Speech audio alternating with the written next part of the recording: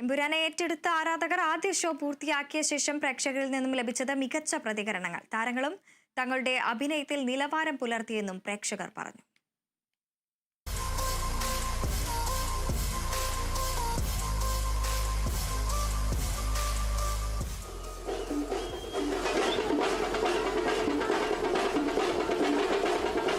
Stephen നെടുമ്പള്ളിയുടെ രണ്ടാം വരവ് തിയേറ്ററുകൾ ഇളക്കി മറിച്ചു.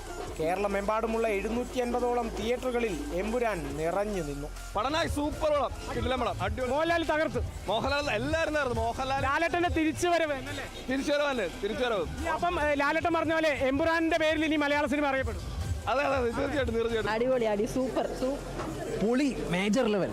ചിത്രത്തിന്റെ അണിയറ പ്രവർത്തകരും അവരുടെ ആഹ്ലാദം പങ്കുവച്ചു. എല്ലാവരും ഒരേ സ്വരത്തിൽ പറഞ്ഞ് അംഗീകരിച്ചിരിക്കുന്ന ഒരു സംഭവമല്ലേ, അപ്പോൾ അത് ഡെഫിനറ്റ്ലി നല്ലത് തന്നെയാണ്. എനിക്കുള്ള ഫ്രീഡം കിട്ടിയല്ലോ. സാധാരണ ഫ്രീഡം കിട്ടാതെ ഒരാൾ കൈകെട്ടി വെച്ച് ഇതുപോലെ ചെയ്യുമെന്ന് പറയുമ്പോഴാണ് നമുക്ക് ഭയമുണ്ടാകുന്നത്. ഇതെന്നെ ഞാനായിട്ട് തന്നെ ഇറക്കി വിട്ടു. അതുകൊണ്ട് എനിക്ക് സന്തോഷമുണ്ട്.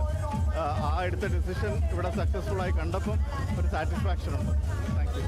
അന്തർദേശീയ താരങ്ങളുടെ അഭിനയ പ്രകടനവും ചിത്രത്തിന്റെ മാറ്റുകൂട്ടി. കുറേശ്ശെ ബ്രാവ് പൊളി, ഒന്നും പറയില്ല. ഇംഗ്ലീഷ് പടം കാണുന്ന ഫീൽ തന്നെ. ലാലേട്ടൻ ട്രിപ്പ് പറയണ വേറെ ലെവല്. ഫാസ്റ്റ് ആൻഡ് ഫ്യൂരിയസ് മലയാളത്തിന്റെ പൊളി. പിന്നെ പ്രായഭേദമന്യേ ഒരേ സ്വരത്തിൽ പറയുന്നത് ഒന്നു മാത്രം: എമ്പുരാൻ മലയാള സിനിമയുടെ ചരിത്രം തിരുത്തിയിരിക്കുന്നു.